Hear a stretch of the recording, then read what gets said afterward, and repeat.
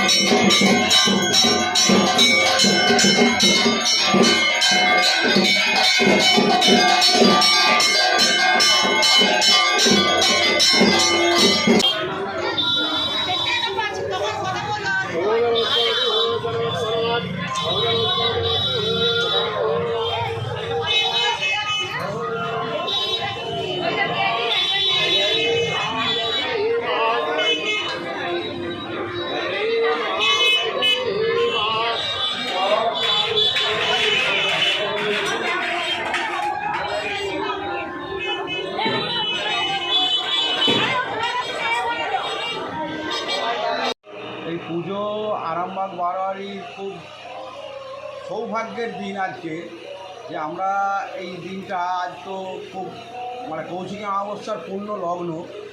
এই লগ্নে পুজো আমাদের প্রত্যেক দিনই হয়, দৈনিক পুজো। কিন্তু আজকের দিনে একটা বিশেষ পুজো হয়, যেটা আমরা প্রত্যেক বছর বারোয়ারি থেকে করা হয় এবং সাধারণ মানুষকে আমরা আহ্বান জানাই প্রসাদ এই অনুষ্ঠানে, প্রসাদ বিতরণ অনুষ্ঠানে, যাতে তারা এসে এই প্রসাদ নিয়ে যেতে পারে। তো আর এই পুজোর যে মাহাত্ম্য, সেটা মানুষ, আরামবাগের মানুষ সবাই জানেন। আর আমরা চেষ্টা করি আরও উত্তরোত্তর যাতে এটাকে আরও বড় করা যায়, আরও ভালো করা যায়, আরও মানুষের মধ্যে ছড়িয়ে দিতে পারি, সেই চেষ্টাটা আমরা করি। আর কি প্রসাদ বিতরণ করছেন? আজকে আমাদের প্রসাদ, ফল প্রসাদ তো থাকেই, তার সাথে আছে লুচি সুজি প্রসাদ, তার সাথে আছে পায়েস ভোগ, তার সাথে আছে লাড্ডু ভোগ, নানা রকম প্রসাদ দিয়ে মায়ের আজকে আমরা আরাধনাটা করি এই কৌশিকী অমাবস্যা উপলক্ষে। কতজন মানুষ এই প্রসাদ পায় আর কি? আমরা অ্যারেঞ্জ থাকে আমাদের প্রায় 4,000-এর মতো। তারপরেও আমাদের কিছু বিশেষ অতিথি আসেন, তাদের হাতে আমরা প্রসাদ তুলে দিই। আপনার পরিচয়? আমার পরিচয়, আমি এই বারোয়ারির সদস্য দেবব্রত কুণ্ডু।